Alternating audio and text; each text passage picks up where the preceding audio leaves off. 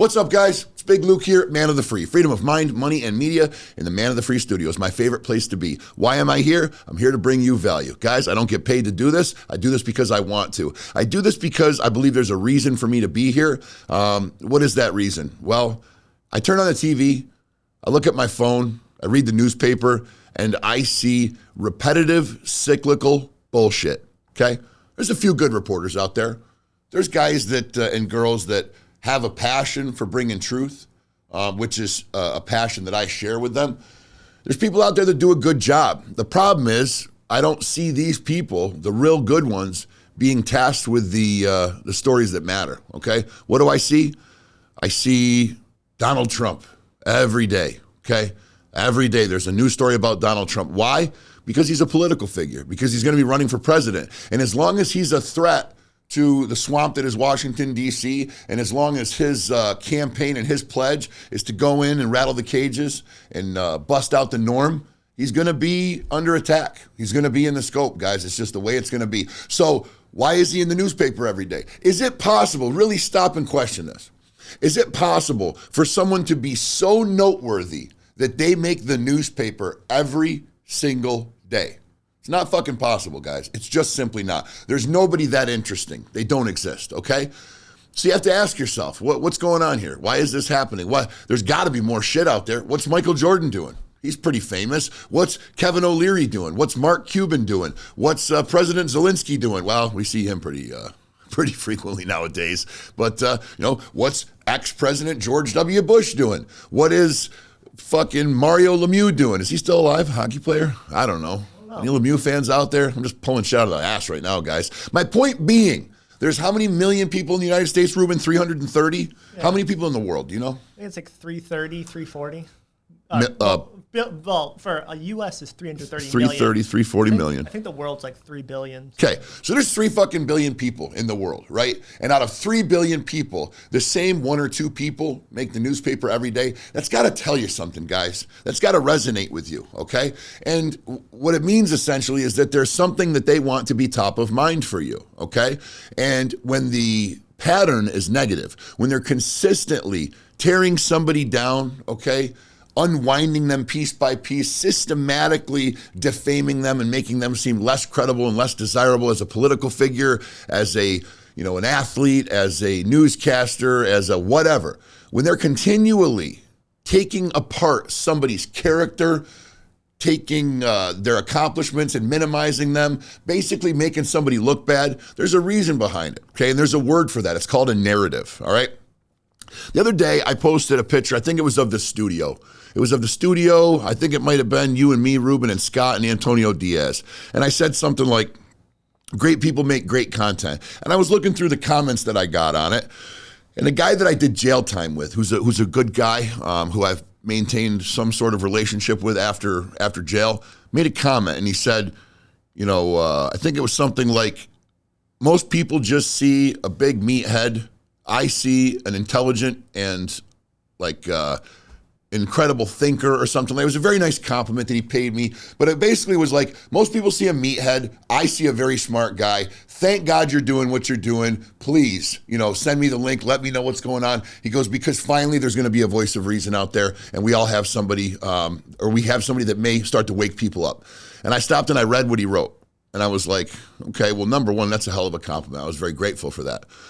Number two, I was like, what does he mean by that? To wake people up? I know the general connotation, just bring awareness, but I'm like, what does he really mean? And I started to think about the things we talked about when I was locked up. I started to think about the things that this guy knew I valued and the amount of bullshit that exists out there that I would, piss and moan about, basically. And when you're in jail, you have nothing but time, okay? So you can reinvent the wheel, you can chew the fat all day and solve the problems of the world inside those chain link walls. But when you get out and you get out in the real world, there's other things that occupy your time. There's other things that occupy your mind, okay? And you have to put one foot in front of the other, and you have to maintain a life. You have to feed your family. You got to put gas in your car. You got to pay your insurance. You got to go to your doctor's visits. You got to clean your house. There's only 24 hours in a day. And there's so many things that as human beings, as productive human beings, if that's what you are, that we're responsible for, that I think it gets lost somewhere, right? This sense of wanting to make a change, this sense of we need to reflect and fix things. The sense that somewhere along the way, the people in this country became so goddamn complacent and so arrogant that we're the greatest nation in the world, we're the biggest military superpower, we can't be touched, we're unshakable, we got the best land, the best resources, the best government, the best military. I can go on and on and on. But the general connotation was that we're the best. And the thought process that goes through the heads of most Americans, and I say most, that we're just infallible. We just won't be beaten, and we're great, and we're the greatest country in the world. So when you accept that as reality, we're the greatest country in the world. No one can take us down. You know what happens? People start to take that for granted, okay? And when you start having classrooms that are not saying the Pledge of Allegiance to the flag, that's a fucking problem. Why? Because I'm a racist, white supremacist, Christian, neo-Nazi? No. And if that's where your mind goes, when I say that I'm dissatisfied with the fact that our kids aren't standing for the pledge, that's your fucking problem, man. I'm sorry, but that line of thinking, how you get from A to B there, is beyond me. What do I mean when I say that? The kids should be standing for the Pledge of Allegiance to the flag. I mean that a long time ago, the ground that we stand upon was fought and died over by our predecessors.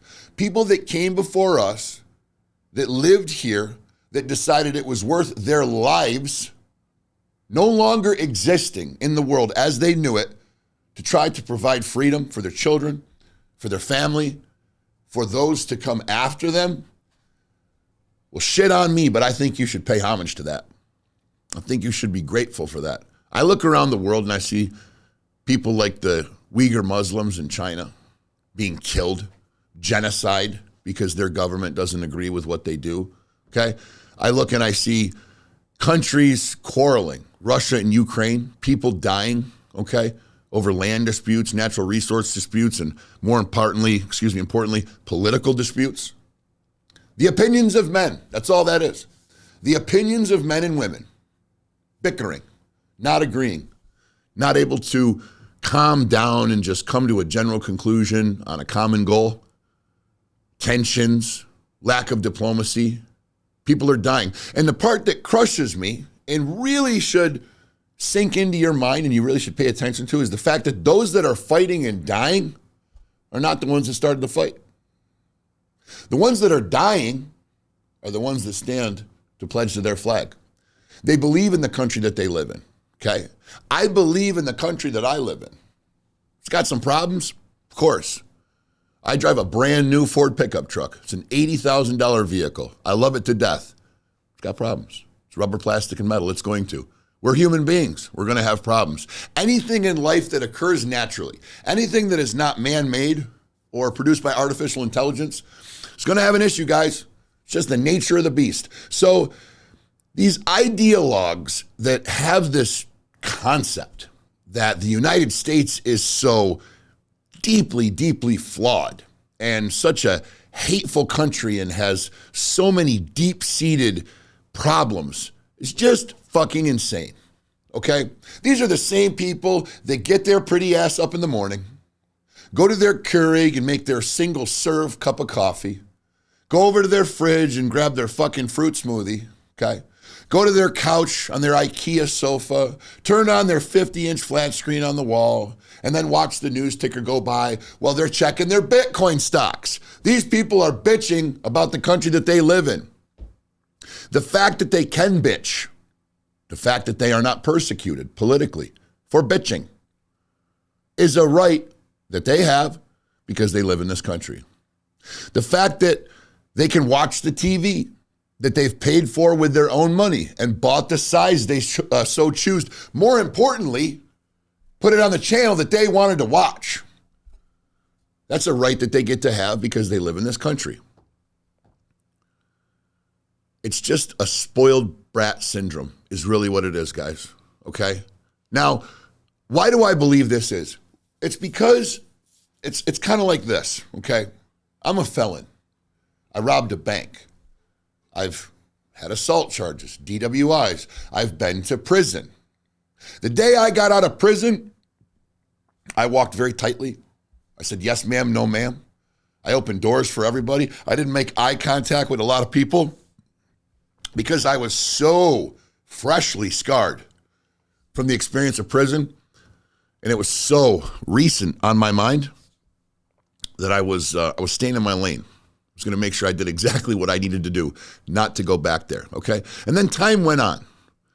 And I didn't get arrogant. I've always remained humble, and I'm very proud of myself for that. But I started to get more comfortable. I started to loosen up my stride a little bit. I started to worry a little bit more about myself. I started to loosen up in conversation, have a little bit more fun, see a few more people, drive a little bit faster. Wasn't hurting anybody. Wasn't breaking any laws. I just wasn't quite as timid, okay? Why am I telling you that? Because, number one, you can understand what I just said. It makes perfect sense, right? So if that right there makes perfect sense to you, so should this. When you are 1 year out of a major, major world war, the scars are going to be fresh. The blood stains will still be on your skin. The taste, the salty copper taste of blood will still be in your sinuses from the battlefield. And you can bet your bottom dollar, you're very grateful to be back on your homeland. You're very grateful to no longer be in conflict. In fact, you go home, you sit at your dinner table, you make your children say their prayers, you make sure they said a pledge of allegiance to the flag that you served and fought to uphold when they're at school. You ask them how their day was. You make sure there was no air raid sirens. It's fresh on your mind. The wounds are still fresh. The pain still aches because it was so recent and it's so vividly in your memory, okay? A decade later, your children are now in middle school. Your wife's a little older. You've experienced a little more. You're back in the workforce. You got a promotion. You're in upper management. You're a little more worried now about the color of your house, whether your fence has a fresh coat of paint on it. Maybe you can upgrade the pickup truck to a 4-wheel drive.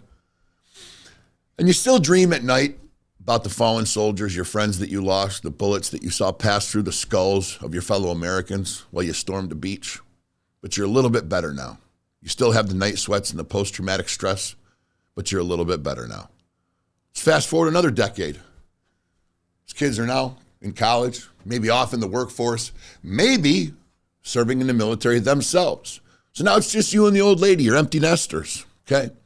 Now you're worrying about retirement, money, vacations. What are we going to do with the rest of our lives? And a decade later, and so on until you pass and it moves on to the next generation, but no world wars. Now here comes the next generation. They have a child. They make sure they let that child know that he or she needs to pay homage to what their granddaddy did. What's that gun on the wall? What's that American flag folded up like a triangle on the mantelpiece? Wow, that was the American flag, little Johnny, that was spread across your granddaddy's coffin. 7 soldiers, each fired 3 shots in a 21-gun salute when they put your granddaddy in the ground. Why, Daddy? Well, Johnny, because your grandfather was a good man. He helped fight for exactly what you and I enjoy today. Well, what do you mean? And the education proceeds. And the man who's only 1 generation removed from the soldier, from the human body that nearly died to protect the land that we call home, he's 1 generation removed from that man. So with strong conviction and with glassy, wet, teary eyes, he teaches the stories of his grandfather's crusades. He explains to him the importance of having pride in your country. He explains the respect for your fellow man. He explains the respect for the other people on the world stage. And the child gets a general understanding that this is a great country that he lives in. Great people fought to preserve it. And the rights that he enjoys, he must then pay homage to. The Pledge of Allegiance, the salute of a soldier, the shaking of the hand of a veteran when he's in line getting ice cream, all the things I was taught to do by my father, because his father fought in the Korean War. Okay? So now this child grows up. This child has children. Those children may ask questions, but they're not going to see the rifle on the wall unless it's a very strict family that is very tight. And they carry those things through the generations. But unfortunately, more times than not, those lessons and those memories start to fade, okay?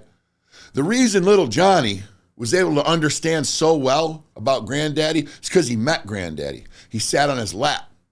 He would ask Dad why Granddad's in the corner with a cold beer sitting on the Adirondack chair staring off into the distance quietly, and why he jumps so hard when the fireworks go off at the 4th of July celebration. He saw it with his own eyes. He saw his granddad. He saw the loss. He saw the darkness in the back of his eyes because of what that man fought to protect.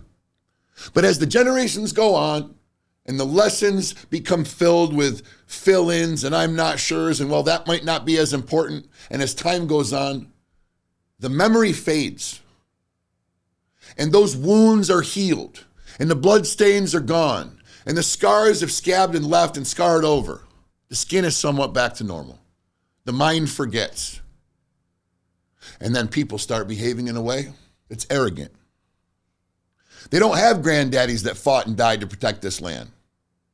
They've got people that tell them, you can be whatever you want to be. Telling the 4'3" kid that he can be an NBA star if that's what he puts his mind to. Tells the testosterone-filled young man who says, I'm not really into girls yet. Well, you might be a woman, as he looks at his penis and wonders what's being told to him. The priorities get fucked up, guys, as time goes on. We are so far removed from the lessons of our past that people are no longer paying homage to the American flag. They're no longer respecting the people that came before them. Do you know what I just saw today, Ruben? In an article, and I believe it was the fucking university. What's one of the major woke-ass universities? Harvard, Yale. It was, I don't remember. One of those. I believe it was an Ivy League school. They came up with the 10 most recent harmful pieces of language. You know what one of them was? What was it, Luke? American. I shit you not, American. This college, this progressive, liberal, and I'm not getting political here, guys, other than to just call a spade, okay? I tend to move right down the center, leaning slightly towards conservative, just because of my feelings of patriotism. But when it comes into politics, I don't jump on red or blue or one side or the other. I jump on facts.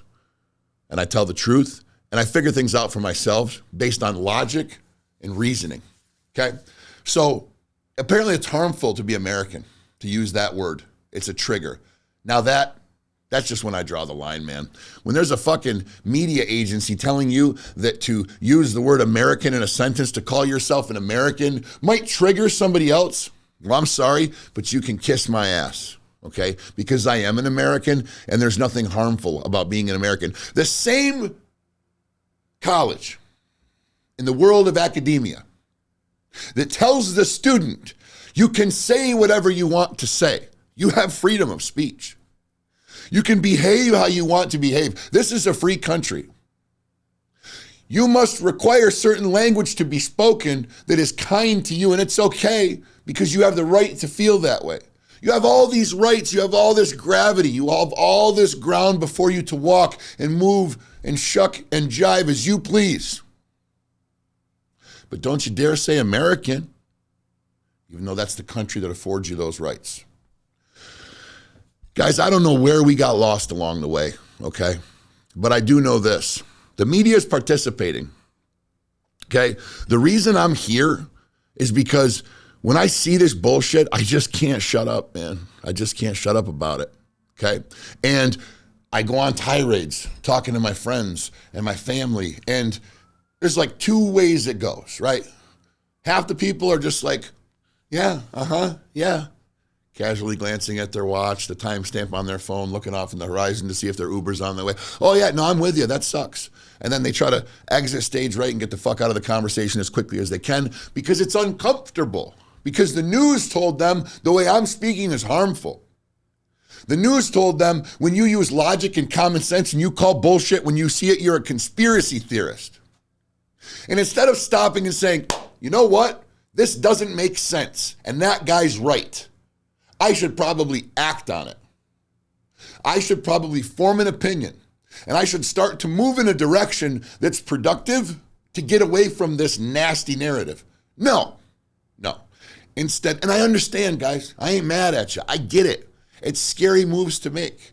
To step out of the realm of norm, to move into a space that's uncomfortable, to be the guy or the girl or the they or the them that other people look at as highly opinionated and driven, it's scary. It's a lonely little island to walk on. But my goal, my dream, is that those people become the majority. We need to wake up. We need to start speaking louder. When you see something that don't make sense, you don't just go, God damn, that don't make sense. All right, man, let's just fucking get drunk. That's fucked up, okay? That's just not going to get us anywhere than right further down that road. And I get it, guys. I understand, It's not my battle, Luke. It's not my battle. I got shit to do. I got to worry about my job. I got to worry about my kids. I got to worry about my sick grandmother. I got to worry about my wheel bearings. Like, I get it, okay? I've learned over the years, believe you me, I've learned that I am not fucking normal. That I'm not like the rest of the population. But let me just dissect that for you for a moment. And spoiler alert, this is going to be looked at as arrogant. It's going to be viewed as braggadocious, egomaniacal, self-important. But I don't care because these are facts. And the people that are going to watch this show and are going to enjoy this show and get value out of this show are the people that are going to understand what I'm about to say. And they're going to say, you know what, Big Luke? Shit, it's a fact. And you earned it. Preach it. So I'm going to. I'm a millionaire. Does that mean there's $1 million cash in my pocket? No. That means the business network that I've created, what I have, what I own, if it were to be sold for its market value, would be over $1 million. That means that I have $1 million in asset that I can dispose of and turn into money if I so choose, okay? Now, do I have $1 million cash in the bank? That's none of your goddamn business, okay? Maybe close, maybe a little more, maybe a little less. Shouldn't matter, okay? Shouldn't define who I am to you. Well, if that's the case, Luke, why are you talking about it? Because I don't think the majority of people are, okay? Matter of fact, I know they're not because I read statistics. Does that make me better than you? Nope.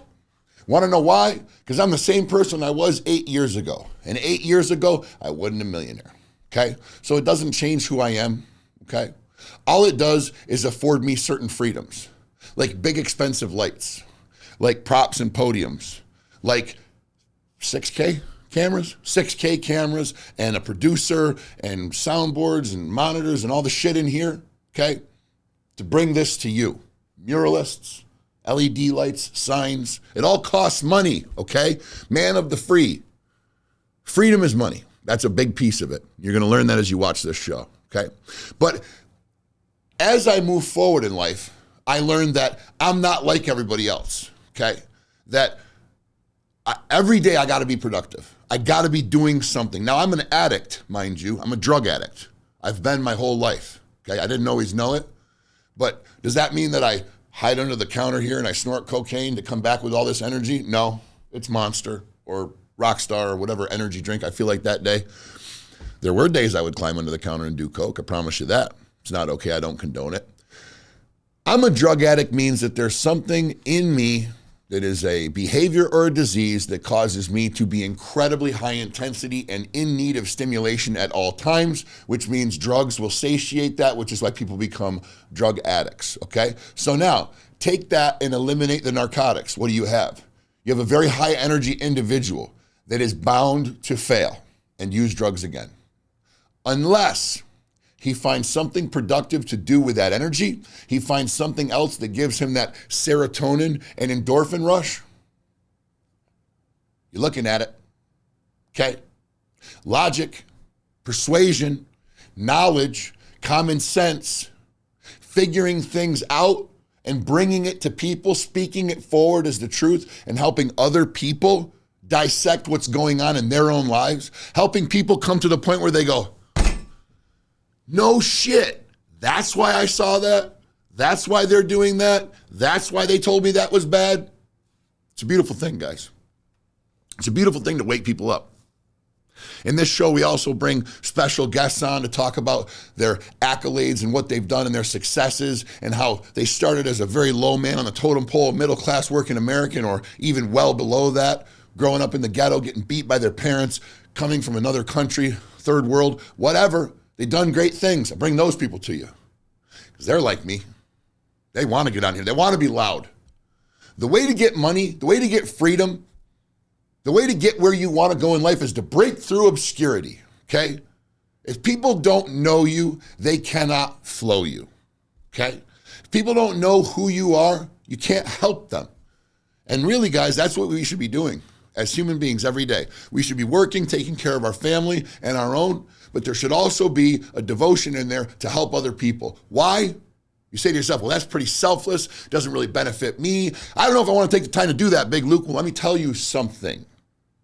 If everybody's doing it, there's a much greater chance out of the 330 million people in the country that you live in, if they're all exuding that same behavior, there's a much larger chance that they will help you over the course of the day than you them. What do I mean by that? There's one of you, there's 330 million of them. They're all around you, okay? Try helping people. If you continue to give, you will continue to have. I believe it. Ever since I started practicing it, my life's gotten exponentially better every day, day by day, okay?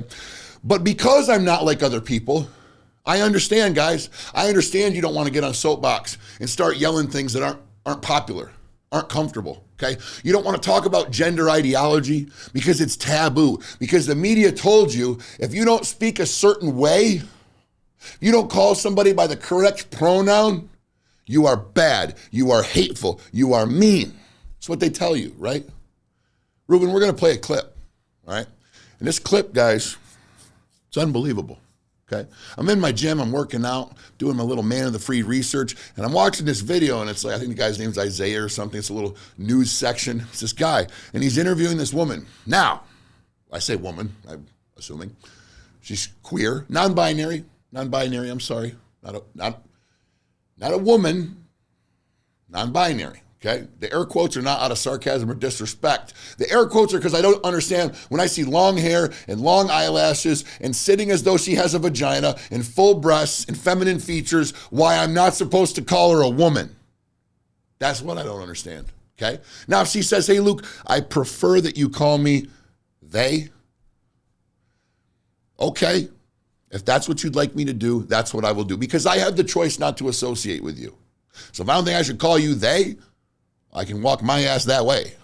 And I'm going to, okay? Not because there's anything wrong with you, not because I don't like you, but because in my head, if you don't accept the fact that you were born a particular way and that you choose to be something else, and that the fact that you force other people to have to use a particular special kind of language that isn't even cohesive with the English language and the way that it's supposed to be used, that makes you wrong, not me.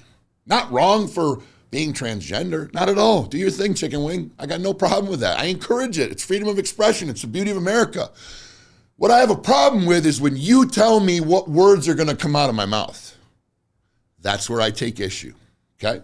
If you don't like me, you can walk away. If I don't like you, I can walk away. But don't tell me when forced to interact with you, because I don't use a predetermined set of language that aligns with nothing I've been taught in my entire life and nothing that I've discovered myself in my entire life to be true, that I'm somehow harming you, okay?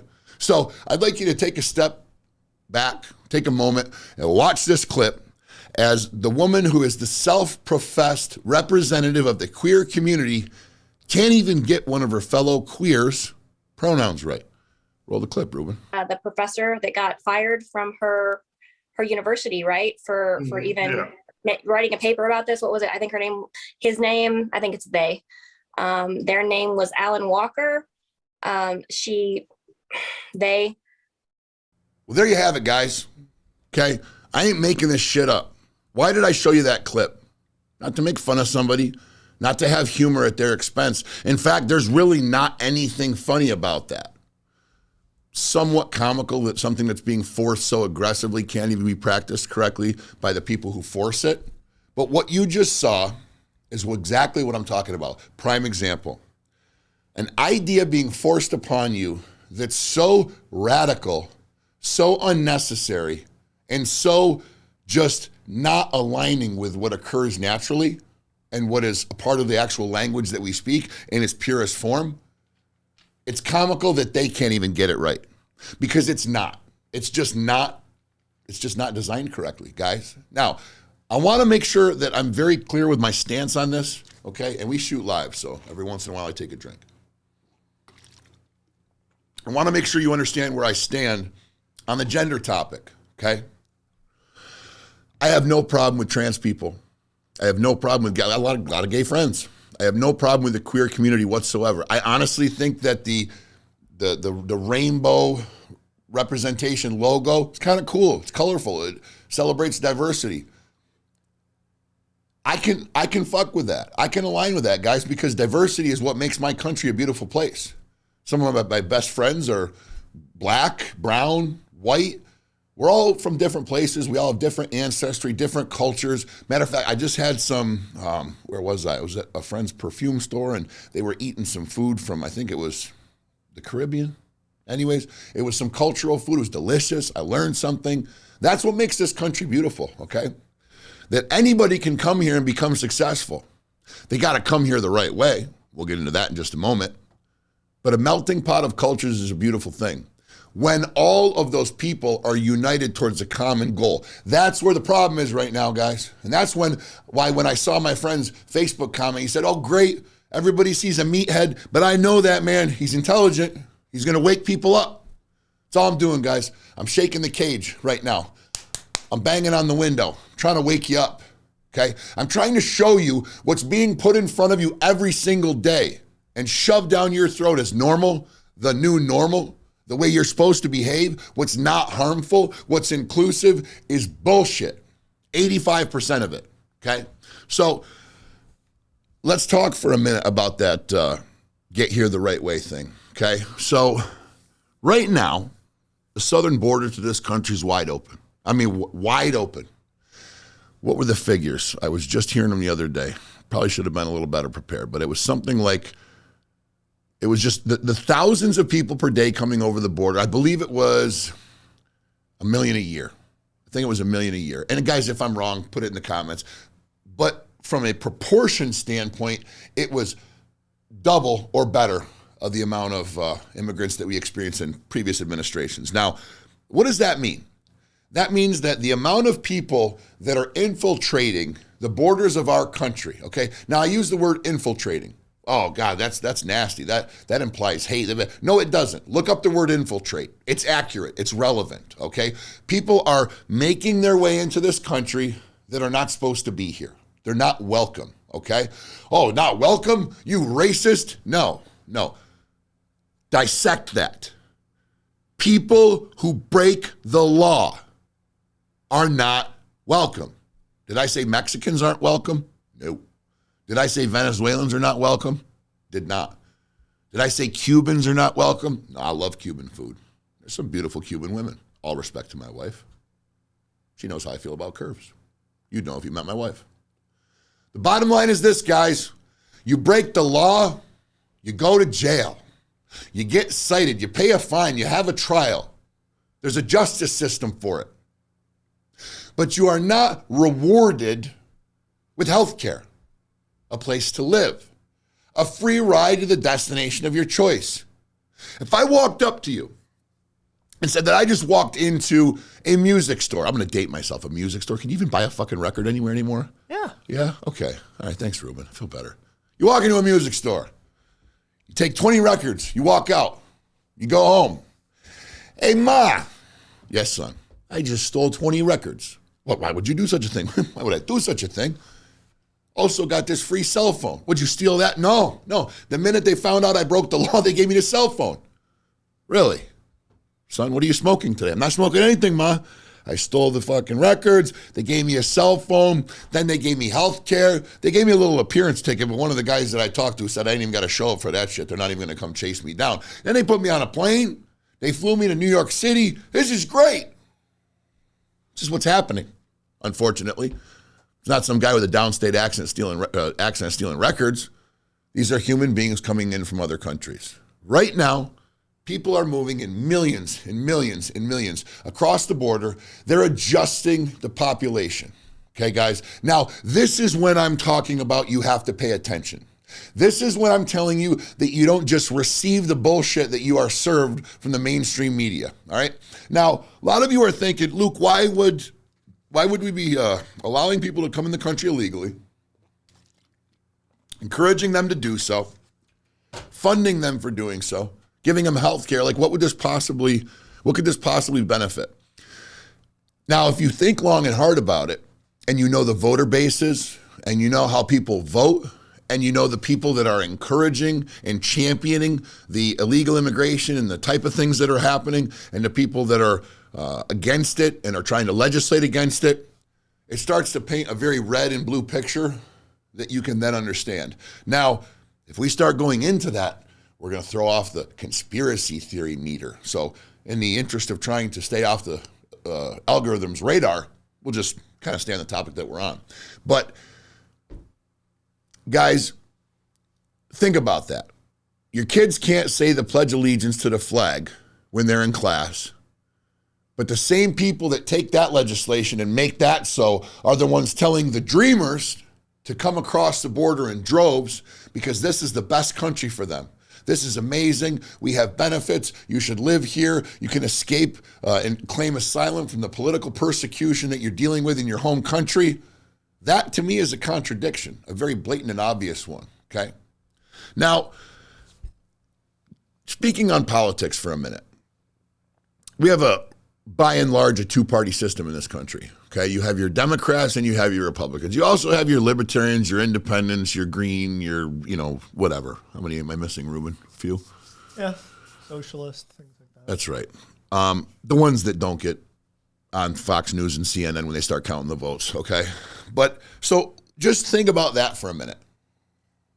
Whenever in your life have you been able to create the best case scenario by only choosing from two things, right?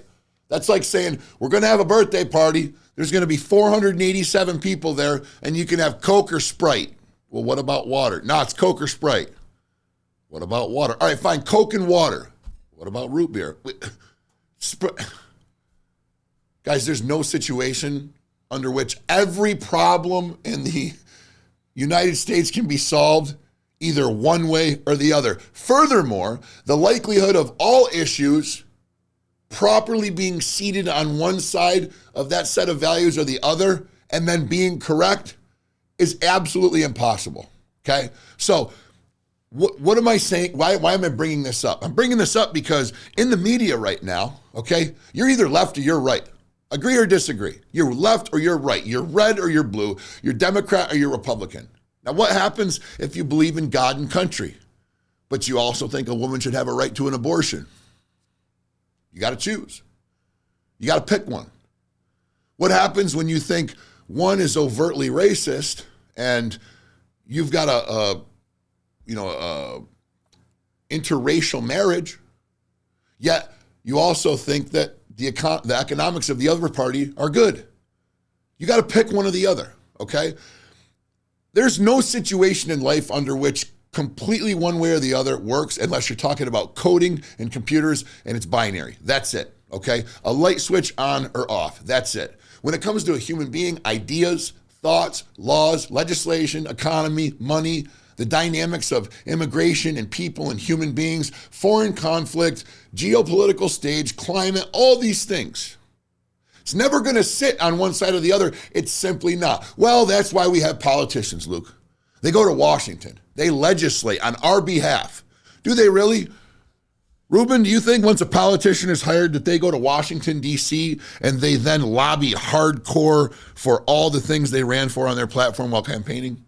I would have to say no. I'd have to say they get there and a simple human concept comes to fruition. Increase your power. There you go. Increase your money. Money and power. Okay, who was it? Lil' Kim said money, power, respect. That's it. That's it in a nutshell, guys. Okay, I want you to stop and think for a second that you're somebody who's a dreamer, who's got grandiose ideas for your community, for the people around you, the voices that are the loudest, the ones that you know need help. And you say, you know what? I'm going to give of myself. There's a decent salary involved. There's some little bit of fame, okay? I'm going to campaign. I'm going to run for office. I'm going to put on my suit and tie. I'm going to throw my little American flag pin on my lapel, and I'm just going to go hard charge, try to get some votes, try to get the support of my entire constituency, and I'm going to go to D.C. Doggone it, I'm going to make a change. I'm going to help the people that I live with and around to be heard in the nation's capital. Well, you do a good job. You campaign well. You get a bunch of votes. You get elected. Holy shit, you're now a senator. You're now a United States representative, congressman or woman. And you go to Washington, D.C. In the first session, you go in there and you say, all right, these are my issues. We got this, we got that, we got guns, we got border, we got whatever they are. You start running down through the gamut. Everybody kind of listens, claps, okay, great, there's your opening speech, welcome to Congress, go back to your office, have a nice day. And then it happens. There's the knock on the door. And it's the lobbyist. It's the one that came in and said, Mr. So-and-so, I see you're running for office. The ABC oil company based here out of Houston, Texas, thinks that you'd probably be the best candidate for the job. So we'd like to offer to fund you $12 million in campaign funds so you can do a little advertising, have a little bit bigger reach, get into the minds and the hearts of the constituents that you want to serve so they're aware of you. So you break obscurity so they know who you are. We'd like to bless you with that money so you can then make yourself known, get you to Washington, D.C. What do you say? What do I have to do? Nothing at all. We can't stipulate how you behave in your political campaign for office based on a monetary donation. No, we just support you, sir. We believe in what you're doing. Where would you like me to make the check out to? All right. Now, when you get up there to Washington, you just don't forget about us boys back here. All right, man. Congratulations. Then the knock comes. Your first day on the job. You just got done going in and talking the big talk and walking the big walk, and you feel good about it. You made them know. You made them know who you were.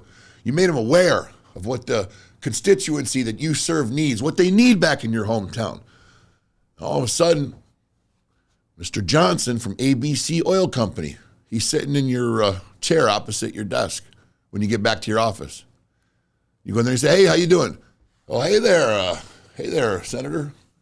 Hey there, Congressman. I heard your speech today. Man, it was good. It was good. It made me remember what this country's all about. Yeah. Yeah, but there's one small problem with that. Yeah. Remember how you said you was against fracking? You wasn't going to allow fracking whatsoever. You're going to do everything in your power to fight hydrofracking. Well, yeah, of course, that's how I feel. That's how I campaign. Yeah, see, I get it. Trust me, I understand, but the little problem with that, see, is back home, ABC Oil, we found a real good spot to do some fracking. And, well, the way we sees it, we're going to strike gold, really. It's going to be worth about $12 billion. Not M with a B with a B, with a B. Big money. And, well, we was just hoping that you'd remember that 12 million ducats we gave you there, help you get up here on Capitol Hill. Maybe think about changing your position on fracking. Not going to happen, Mr. Johnson. I'm sorry. You know why I'm here. You know what I ran for. I ran for my people. I ran for the things I believe in. I appreciate your donation, but you said it yourself, sir. You can't ask me to lean one way or the other politically. That would be campaign finance fraud, and you gave me that $12 million because, well, you wanted to. Remember? I remember, Congressman. I understand. I'll go back and I'll tell those gentlemen exactly how you feel. Y'all have a good day now. What was your daughter's name? It was Beverly, right? She's in that dance class over on South Street. It's a cute little pink poodle skirt she's wearing for the recital this weekend. Well, hell. My friends over at the Target range, they's always talking about how Miss B's dance studio back door is way too close to the back side of the Targets. It'd be hell if something happened to that poor little beautiful girl of yours. Yeah. Anyway, I'm sorry. I digress. You have a good day now. It's the shit that happens, guys. Okay? It's power. It's greed. It's money. So now that congressman goes home, explains to his wife what happens, and she goes, what? The same guy that was over here that bought us dinner, that rode on the four-wheelers with the kids, that helped put up the barn, that guy? Yep. The guy that sent the limo over, brought all of us to the airport and flew us in their private jet to D.C., served us cocktails the whole way, had the kids bouncing on his knee. That guy, that Mr. Johnson from ABC Oil, the very same, honey, came into your office today and told you that if you don't allow hydrofracking and vote for the new bill to let it happen here in our hometown, that he's going to shoot our daughter. Well, he didn't say he's going to shoot our daughter. But is that the implication that you got? Yes, it is. Good. Great. Well, I guess you're going to vote for fracking, aren't you? What, babe? What are you talking about? You're going to let our daughter get shot? Well, I don't really think they're going to. Now there's mayhem. Now there's disarray in the home. Now the wife's on one side of the fence. He's trying to remain true to his political beliefs. He's trying to do what he thinks right. He's got 30,000, 40,000, 300,000, 3 million, whatever it is, people in his constituency that voted for him because they believed in him, because they thought he was going to do what's right, because they knew that that man looked them in their eyes and said that he was going to force change in Washington, D.C., that the powers that be weren't going to get to him. Well, guess what? There's a little girl in a poodle skirt in the crosshairs of a sniper at the local range. And if he doesn't do what he's been instructed to do, who knows what's going to happen? There's a lot of fathers and mothers out there. Put yourself in his shoes. What are you going to do? Okay? Now, for those of you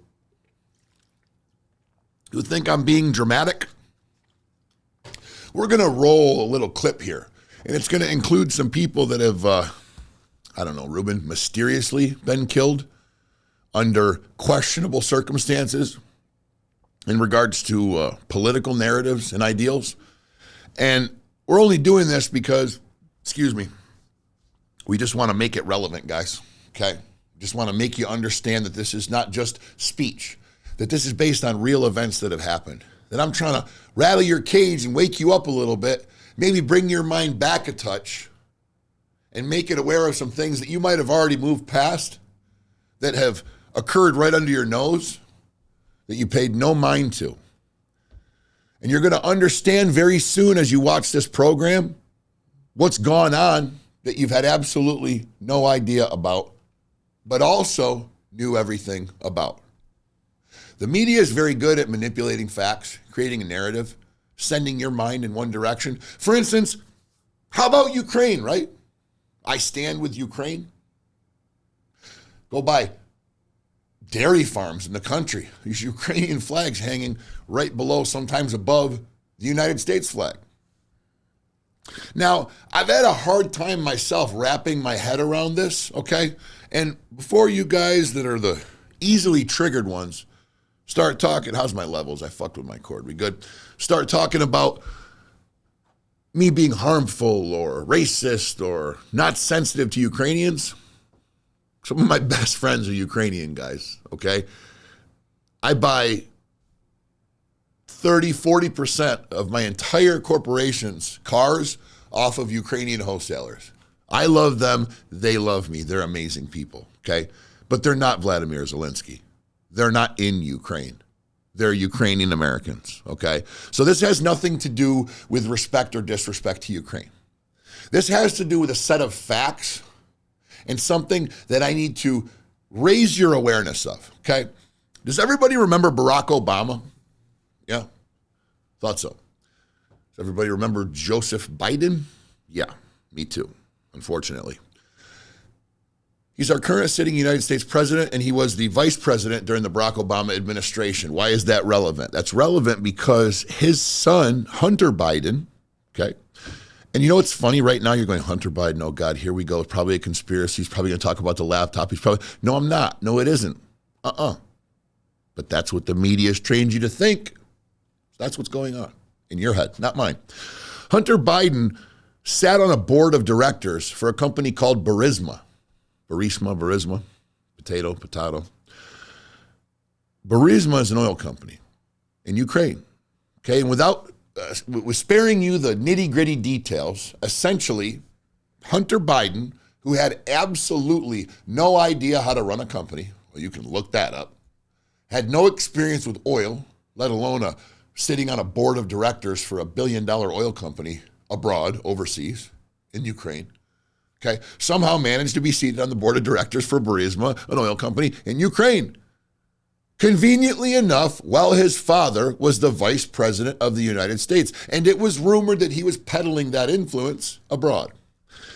For those of you who don't know what peddling that influence abroad means, it goes a little something like this. Hey, I'd like to be on the board of directors and get a salary of $1.7 million a year for that company Burisma that you got right there. Boy, you out of your mind? What makes you think you're qualified for that or that we'd even consider you? My dad's Joseph Biden, the vice president of the United States, and I have it on good authority to let you know that if you don't allow me to do this, your $90 billion aid package that comes from the United States of America every year won't be coming this year.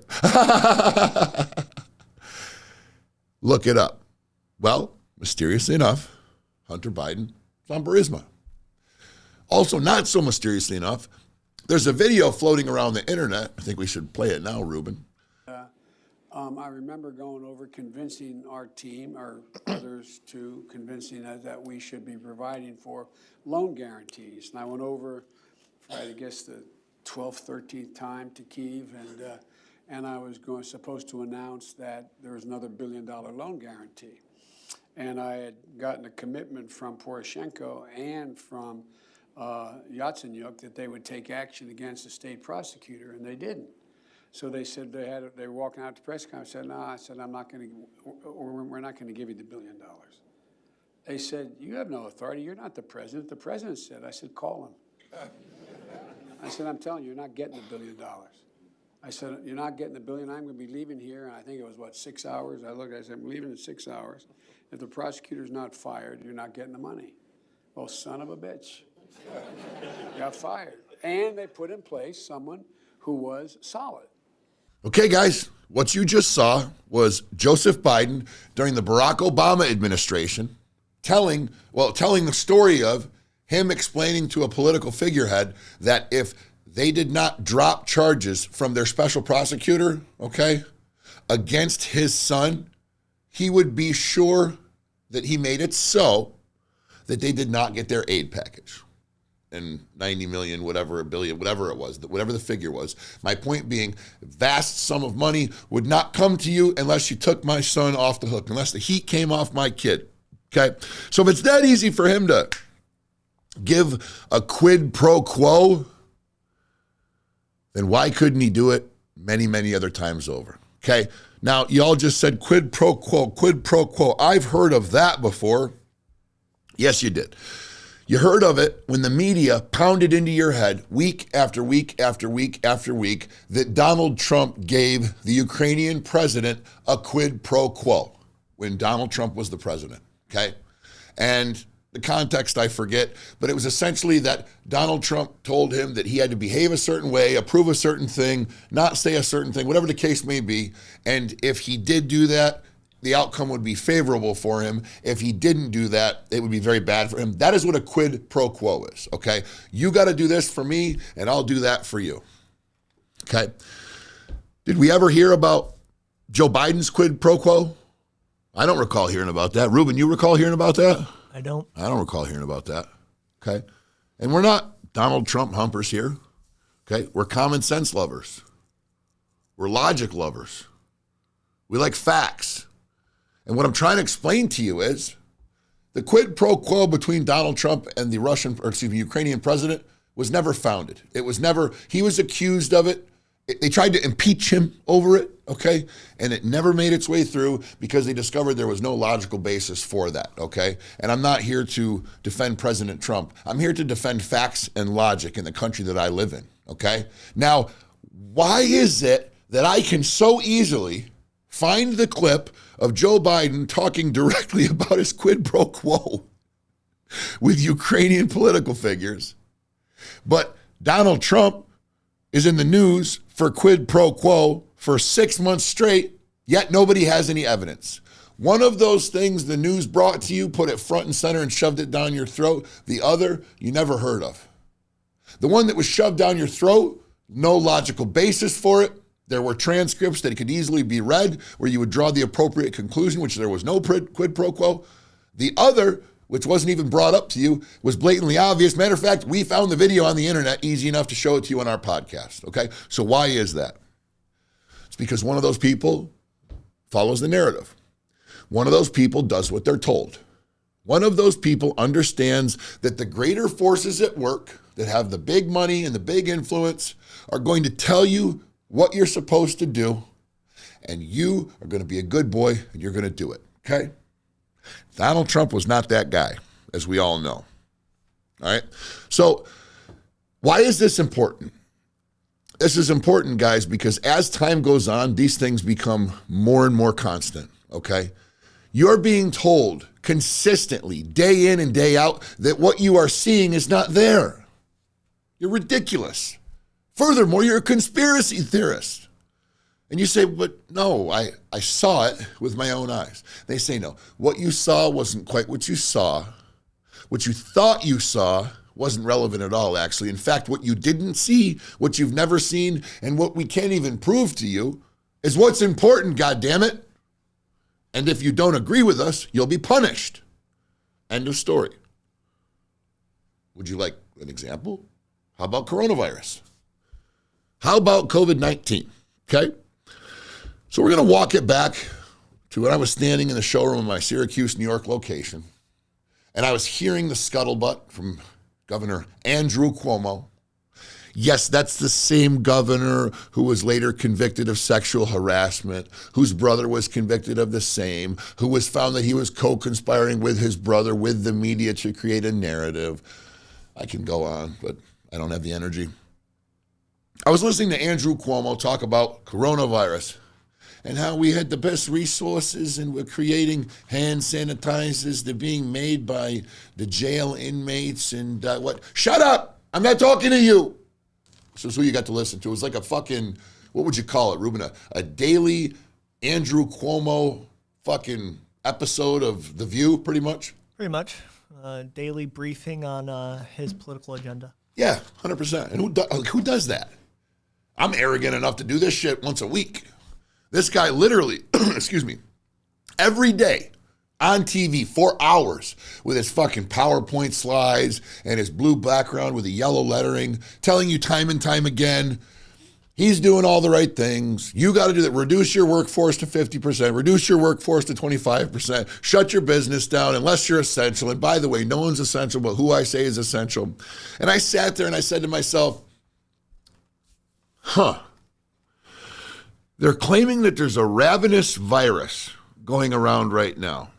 Okay, and I'd like to put a disclaimer forward. Anybody who lost a loved one or anybody at all to COVID-19 or comorbidity or any way you slice it, anybody who suffered a loss during that time frame, I've got nothing but love and appreciation for you, and I'm sorry for your loss. But I'm speaking about common sense and facts right now, okay?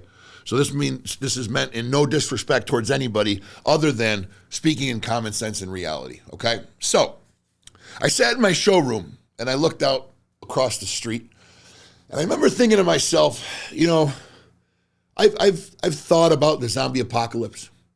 I've thought about a pandemic, the second coming of the bubonic plague. I've thought about all that. And it didn't look to me as people living their daily lives. And no coughing, no hacking, no lines in the emergency rooms, okay? I just remember looking around and saying, this does not look like a deadly pandemic that requires me to deadbolt my door shut, stay inside with a mask on, rub hand sanitizer all over my arms, my hands, my neck, my eyes, my cock, my feet, and hide in a corner somewhere. That just would not be my natural reaction if I didn't watch what was on TV. Now, I'm going to ask you a question right now. Had you never owned a television, had you never owned a cell phone, had you not had any access to the mainstream media, if after living the past 24 months, would you have told somebody coming out the other side of it that you just went through the most challenging global pandemic of your life? You know the answer to that question, and so do I. So all I did was exercise my common sense. I looked around and I said, I just don't see it. When I do, I'll react accordingly. But right now, I just don't see it. Okay? Maybe I'm arrogant. Maybe I think I'm smarter than I am. Maybe I'm going to really suffer a terrible fate for this and lose my business. But I'm keeping my door unlocked. I'm staying wide the hell open. I'm letting my people work and earn an income. I'm letting the people that want to buy cars come in and buy cars. And until I see a reason to shut my door, I'm not going to do it. But every day on that TV screen, I saw mayhem and destruction. I saw videos of men in white suits bringing stretchers full of bodies out and dumping them on the side of the street and burning piles of bodies, and later finding out that that was footage from something in Italy, and later finding out that that was footage from something in Ghana. And it was like, why does it feel like they're trying to make me believe something is there that isn't there? Ha ha! There he goes with those conspiracy theories, okay? All I've done is speak to you about facts and used common sense thus far in this conversation, okay? But if you watch the mainstream media, your mind's already ringing. Conspiracy theory. Oh, he's talking about videos and he's talking about it didn't really happen. And it clearly happened. We all went through it. Okay, that's fine. That's perfectly okay. Now, they came out with a vaccine. And when the vaccine first came out, it was Donald Trump's vaccine. It was part of Operation Warp Speed. Ruben, you remember Operation Warp Speed? I do. It was Donald Trump coming out and saying, we're going to have the best vaccines. We're going to get it done. Anthony Fauci is going to brief you daily on what's going on. We're going to wear masks. We're going to have good masks. We're going to get ventilators. We're going to do it. We're going to shut down China. And I digress. Just felt like doing a little Donald Trump. But they came out with a vaccine, and it was under emergency use authorization from the Food and Drug Administration, which it still is, mind you. Do your research, okay? And then you should also do your research as to why they're trying so hard to get it introduced as a mandatory vaccine for school children. You know why that is, Ruben? Yeah. Money. It is money. But so, okay, we'll take a little curve here. So when something's under emergency use authorization, okay, the people who make it can't be sued if you suffer an ill fate, okay? So they know that they got to get it FDA approved. They got to stamp it, right? Because the American public's going to say, well, why are we still under this EUA, this emergency use authorization, and you're telling me this thing is safe, it's fine, it's tested, it's tried. Hasn't it been out here long enough to get stamped approved? Okay? So here's what happens. If it becomes FDA approved, the people who have suffered adverse reactions and died because of it, all the heart attacks, all the myocardial infarctions, which, yes, I know is the same thing as a heart attack, all of the tachycardia, the ischemia, the blood clots, all of it, okay? The people who really did suffer a terrible fate and die during the coronavirus pandemic, well, they'll be allowed to sue. Because when a drug's under emergency use authorization, you can't sue the drug company because you took it voluntarily. Matter of fact, when you got vaccinated, did you ask them to pull out the informational pamphlet? You know when you get a drug from the pharmacy, you get that little pamphlet and you pull it out and you fold and unfold and unfold and unfold, and then it's like a fucking Brady Bunch on the screen. It's this guy, it's like Wayne's World with all those he tells two friends and he tells two friends. You know what I'm talking about, that big sheet of paper? Okay, it's got all the paragraphs of all the contraindications and the side effects and the generic trade names and all the bullshit, all the information that you need to know. That legislation over time in the United States government has said that you need to know, so that drug company is required to put that information on that packet, put it in the little bag when you get your pills. Ruben, do you know what that thing says if you get a vaccine? If you actually ask them for that informational packet? I assume for flu, stuff like that, it probably... This page intentionally left blank. Uh-huh. That's what it says, guys. Go ask your doctor. Get the Moderna, the Pfizer, whatever. Pull that bad boy out. This page intentionally left blank because they're not required.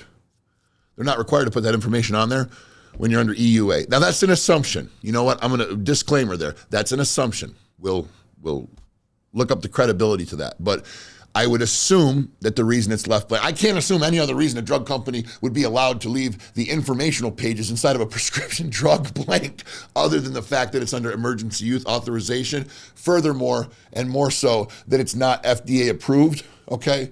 But I digress. So if it becomes FDA approved, all those people can sue. And boy, there's a lot of them, okay? Ruben, you know what the VAERS database is? Okay. It's the Vaccine Adverse Event Resource something. It's an acronym. Basically what it means is, if you've had something really bad happen after you took the vaccine, report it here. I say the vaccine, of vaccine. The VAERS database has been around for a very long time. And what it is it's organic reporting. It's the people's website. Now, see, you guys don't know about this, most of you, do you? Really, why is it that the media didn't tell you? Why didn't the news that serves you say this vaccine is, it wasn't like the vaccine was a small story, was it? Okay? If the news that told you the vaccine was so important and coronavirus was so deadly cared about you so much, wouldn't they also tell you about the website that you should go to report your adverse event reactions to, so your other fellow Americans that went through the same thing would have a resource to go to find information and help in statistical evidence? Yeah, it would seem like a good, wholesome journalism company would do that, doesn't it? But they didn't. And you don't know what the VAERS database is. If you do, kudos to you. That means you've done some research. That means you've opened your eyes and looked around and sniffed around a little bit for other information other than what you're being spoon-fed by the little guy going, open up, okay? So kudos to you if you know what the VAERS database is. If you don't, it's a website that houses information, and you or a clinician, meaning a doctor, a nurse, can go on this website and say, on this date, after taking this dose of this vaccine, I sustained these injuries, I underwent these symptoms, this patient passed away. Now, the VAERS database is where people report, okay? And it's judged for efficacy and accuracy, meaning, not efficacy, that's the wrong, accuracy is the word, meaning that it's judged by people. If there's bullshit on there, they yank it, okay? Blatant bullshit, okay? If something is skirting the line, I'm sure there's things that slip through the cracks just like anything else. But I can't imagine a conglomerate of people getting together to try to skew the organic VAERS database information. I guess it's possible. My point is this, guys. This database exists, okay? This database also says that when the media tells you, for instance, how about Rachel Maddow?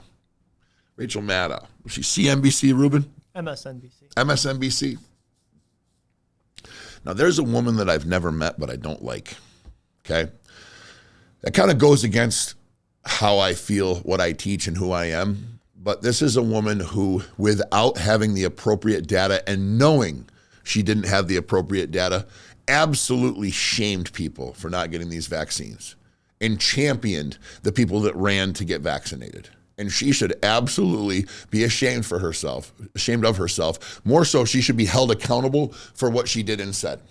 Because here's a woman who said, if you're pregnant, okay, if you're nursing, she said it angrily too, there is zero chance.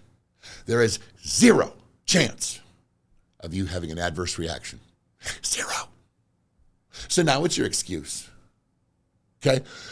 The amount of stillborn babies in this country, let's just put it this way. They had to change the standard deviation on what they considered statistical normals to be as far as the amount of fetal deaths, okay? Babies dying in the womb. And it was relative to the vaccinations in those women, okay? So I'm not going to continue to go down this rabbit hole. But what I'm going to do is I'm going to tell you this, okay? If something's FDA approved, people can sue. Here's Viagra. It'll give you boners. You should take it. By the way, you can't sue us if you get a heart attack. Here you go, okay? You get a heart attack. You try to sue. It's not going to happen, okay? But what they can't do is say, here's Viagra, take it. If you get a heart attack, don't sue us. It's safe and it's FDA approved. Also, you can't sue us for anything at all, ever, for no reason whatsoever, because there's such a vast multitude of things that could go wrong, and it's more likely that you'll be injured by this than helped by it. Furthermore, in the studies that we did, the placebo group was 16% less likely to be harmed by coronavirus than the people that took the drug, which means the people that took the vaccine during the placebo trials, meaning one gets a shot of sugar water, one gets a shot of the vaccine, the sugar water people got infected far less. 16% is almost 20. That's almost 1/5, okay? So you can't sue if it's not FDA approved. But here's the caveat. Here's the little workaround. You know when you can't sue also? Is when it's required, okay? If it makes requirement list for children's required vaccines. What that means, right now there's measles, mumps, and rubella, there's tetanus, there's rabies, there's several others that I'll miss. Okay, all the school-age mothers out there are screaming at me right now. But if it's on that list that your child must have it before he or she goes to school and can be around other children, you can also no longer sue. That is a fact. Look it up, okay? So why don't they tell you this, guys? Why are these things not front and center? You're hearing this information from me going, man, it really seems like this is something that the media and journalism would report on. This seems like pretty important stuff. Why wouldn't they let us know about the VAERS database? Why wouldn't they let us know about the emergency use authorization? Why wouldn't they let us know about the adverse events and the FDA approval and et cetera, et cetera? I'm going to say something to you that I will say many more times as we continue to progress through this show, okay? And you're going to hear it after I take a drink.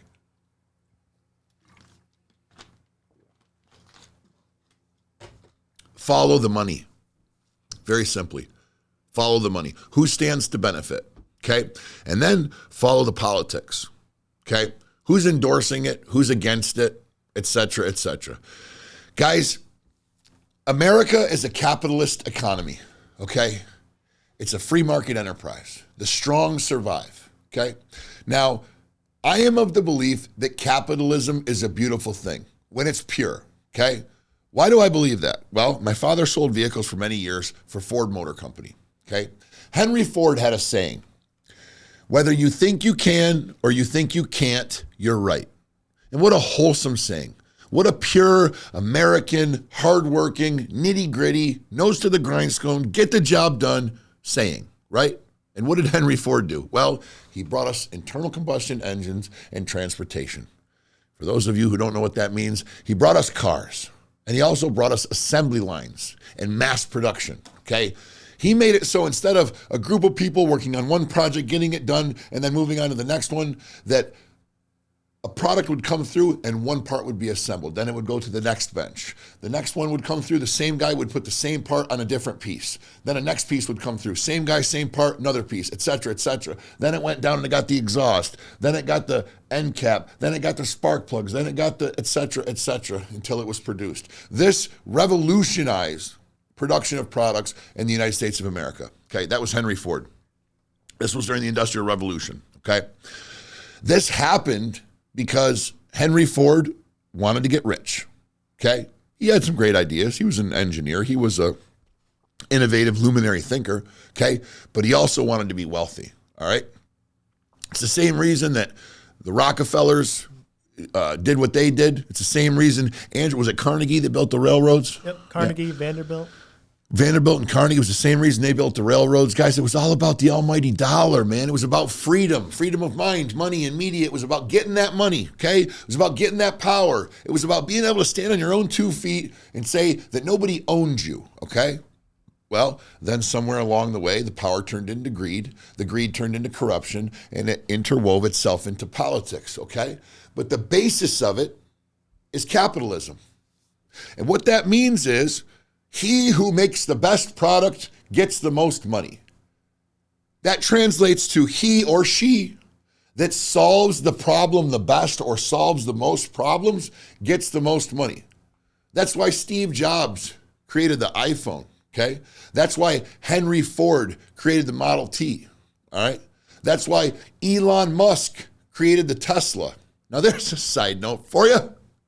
The current presidential administration just held an electrical vehicle information summit where he rewarded major car makers for their strides in helping to bring clean emission electrical vehicles to the American marketplace and the innovation, and it was incredible. And he didn't invite Tesla.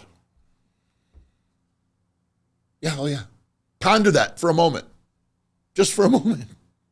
That would be like having a sneaker summit and saying, well, the sneakers have really revolutionized America. The basketball players are jumping higher. The track stars are running faster. The football players' cleats are allowing them to cut and juke better. Everything is so much better because of the sneakers that have been produced in the country. American sneaker production and creation is at an all-time high, and we owe it to you guys. And everybody's invited but Nike. Yep, Nike can't come. Or black comedians. We appreciate black comedians in this country. They're the backbone of humor in the United States of America. And Dave Chappelle, Eddie Murphy, Cat Williams, Bernie Mac. Get over here, guy. What? No, Kevin Hart? No, not him. You can't make this shit up. Like, President of the United States holds an electrical vehicle summit and doesn't invite not just the number one electric car manufacturer, the number one manufacturer of cars. He's usurped the big three. General Motors, Ford, Chevrolet. General Motors is Chevrolet. General Motors, Ford, and Chrysler. It's you guys, you can't make this shit up. It's really quite incredible. It's tiring, really, sometimes to speak on this because it's almost, you feel like a broken record. You feel like you're preaching to a net where your words just fly through it and go to the other side and only little bits and pieces get caught. But the same way my buddy James said on my Facebook post that he didn't see the big meathead that everybody else saw. He saw an intelligent man that was going to help wake people up. It's the same way I feel. I kind of like to think of myself as a big meathead too. I work pretty hard to get all these goddamn muscles, but somebody's got to do it, guys. Somebody's got to do it. And, I had a few bucks. I had the resources to buy the stuff, to build the studio, to put some money behind the ads, to try to get this information out there. I feel some sort of deep-seated sense of responsibility, okay? Because I was blessed to be a good communicator. I was given the talents of the ability to speak publicly without being nervous, okay? Get nervous sometimes still. But I was given the gift of intelligence and the ability to speak and motivation and energy and not easily startled. And then I went through all these life experiences where I was just time after time after time made aware of all these things that I once relied on, I once never questioned. For the majority of the years of my life, I didn't even think about. Because I said, oh, they'll handle it. Them, they, up there, the top of the food chain, the shooters, the presidents, the business owners, the corporate heads, the leaders of the world, this is up to them. They'll figure it out. It's nothing to do with me. And unfortunately, I think that's the way most people think. I think that most people don't want to be bothered. I think that most people see it going on, but they say to themselves, well, what the hell can I do about it? I'm not a president. I'm not a congressman. I'm not a senator. I'm not a corporate head. I'm not a shareholder. What the fuck am I going to do? Imagine if slowly that changed. Imagine if people, not one by one, and not investing everything they are in all their resources, but just started to slightly shift their thinking. Imagine if most people started believing, you know what? I voted for that cocksucker. We should bleep that out. No? No. Okay. I don't know. It's just, the cocksucker, and you think I don't know who it offends. I do care, guys. You hear this loud, ruckus, swearing, big 6'4", 275 white guy. I absolutely care. I don't want to hurt anybody. I don't want to offend anybody, okay? And it's so sad, honestly, that nowadays I can't just speak and go, okay, if I fucked up, hopefully they'll forgive me. And if I don't try to offend them directly, they'll understand I'm not trying to be offensive. They'll just forgive me for making a mistake. I'm a victim of it. I'm sitting here going, well, shit, with the fucking narratives that are out there and all the bullshit and the triggering and the harmful language and all this stuff. And you know what? You're right, Ruben. Fuck that. It's not what I sent out to do. Okay? If you don't like what I have to say, let's have a conversation. How about that, guys? How about if I've said something that offends you, instead of talking shit about me, instead of calling me a name in the comments, instead of telling somebody else I'm an asshole and that they shouldn't associate with me, how about you talk to me directly? Tell me what I did that bothers you. Explain to me why it bothered you. I'll apologize if I believe that I was out of line, and we'll work together to move forward and get past it. Imagine that, guys. Imagine if that's how we behaved in this country. Imagine if the people that you don't like, you then invited to engage in discourse with you. Excuse me, sir. What you just said really just pissed me off. I was wondering if you'd take a moment and have that discussion with me, because I don't want to walk away from this situation feeling like there's somebody in this world that I don't get along with, okay? If I'm going to have an enemy out there, I'd like it to be by choice, not by accident. So let's talk this out. Let's have some discourse, and if we can get to the other side of it, that's beneficial for both of us.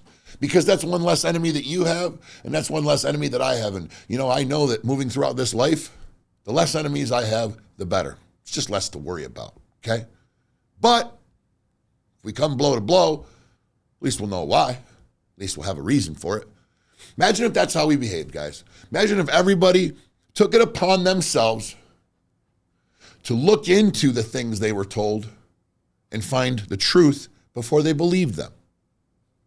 Imagine if before they just developed feelings of hatred towards another human being, they actually got to know them. Imagine if before people took what the media handed them as fact and they did a little research to make sure that it was good, wholesome information. Because, matter of fact, it could even be good intentions. Somebody could have done their best to deliver you a good message, but they're a human being, so they could be wrong. So while you are trusting somebody else who is also a human being and very capable of human error, to bar none, without a doubt, with no failure, bring you absolute spot on accurate information every single time, and that's what you're going to base your life, your opinions, your arguments, your conversations, your movements, your finances. You're going to base it all upon that person without once checking to see if that information is accurate, without once questioning that person, without once ever even having met that person, let alone all the other. Guys, all I'm trying to do is raise your level of awareness, okay? I'm not a conspiracy theorist. I don't believe there is a secret cabal of adrenochrome drinking Satanist cults who dance around the fire and sacrifice goats and play scary movies in front of kids to get their adrenaline up, to cut them open, to drink the adrenochrome. I've read it. People believe this exists. Could it? Anything could happen. Is that what I'm peddling? No. Seems a little far-fetched to me, okay? But do I believe that there is a coordinated effort to keep Americans stupid? Yeah, I could buy that one. Do I believe that there is a well thought out plan to suppress the livelihood and the patriotism of the American population so they don't ask questions, they don't push back, they just buy what they're sold and shut up and move on and consume what they're told to eat? Yeah. Do I think it comes across that nefarious and that obvious? I do not. I think that the world's full of great salesmen. Lord knows I'm one of them. And I think that the salesmen are employed by the people a little higher up in the food chain to sell the information, to manipulate the facts in a fashion that's enjoyable to consume, to use words like inclusive, to use words like pride. Okay? Because it really doesn't matter what the content is. if they can make you feel good while you receive it, the human condition is to absorb it. So, what was the goal today, guys? The goal was to talk through a few things, raise your level of awareness, and get you to start asking questions. The goal was to start cutting into the belly of the beast and dispelling some of the bullshit and trying to earn your trust and have discourse with you so we can move forward on this voyage together, so we can try to grow, get better, get stronger, because I feel like every day it's just going in the other direction, okay? But at some point along the way, somebody has to intervene. It has to be too much. Enough has to be enough for somebody, okay? And enough is enough for me. So I'm intervening. I'm choosing to act, okay? And if I've got to be the guy that grabs the reins and starts tugging, that's fine with me. That's the guy I've been my whole life, and I'm happy to play that role. What do I ask of you? Keep listening. Subscribe, please, if you enjoy the content. Let us notify you when we do something new. Like the content, if you like it. Don't smash the like button unless you want to smash it. I'm not asking you to do anything you don't want to do. I'm just asking you not to be lazy. So if you've watched this and you've gotten value from it, let us know. Let the algorithm know so we get shown to more people, okay? Comment. I said right to you during this video, if you don't agree with me, let's talk about it. And I mean that. And this is not just a cheap ploy to get comments on the videos because the algorithm likes that. This is just reality. Discourse is how we get to the other side, okay? We got people in Washington, D.C. that are having discourse and conversation, but it consists of this guy getting on his easel with his pointer and his intern going, blah, blah, blah. You guys suck and you do it wrong and you don't care. And then the other guy going, come here, intern, puts his easel up with his clipboard and blah, blah, blah. And it's them who's the problem and they use all the resources and they don't get anything done. And then the tennis ball comes back over to the other side and then back over to the other side until it dribbles out the door. Somebody brings in a new tennis ball and we start all over again in the next session, okay? So they can do that and they can have that. We're going to try to get things done, okay? I'm going to continue to bring you value. I'm going to continue to try to educate you. And what's the goal here? The goal is to help the average human being become aware of what's going on around them. What is the media trying to sell me? What's really going on in the world? How can I benefit from it? How can I keep my family safe from it? How can I progress because of it? How can I be my own boss? How can I gain financial freedom? How can I do what needs to be done for me to fulfill my American dream? That's why I'm here, guys. I believe I've figured it out. I live a very happy life. I am the definition of happy. I am more at peace in my life than I think anybody could be. And I enjoy doing this, and I will continue to do it, and I will continue to fight and bring you facts and talk about it and listen to what you have to say, and we'll try to get better together. And I invite you to come with me along the way. So I ask you to stay aware of what's going on around you. Stay compassionate and respectful towards your fellow man. This is coming from a big, muscle-bound badass. Badass. Just be compassionate. Be respectful, okay? You'd be amazed if you made those the focal points of your day to treat your fellow man well, how much better your life would get. So stay aware of what's going on around you. Stay respectful and compassionate to those around you, and stay motivated. Don't let anything push you backwards. Don't let things that don't matter get you down. And when something that does matter gets you down, take a deep breath and get back up and keep moving forward. Stay motivated. Stay compassionate. Stay respectful, stay alert, stay motivated. That's all you got to do. More importantly, stay free.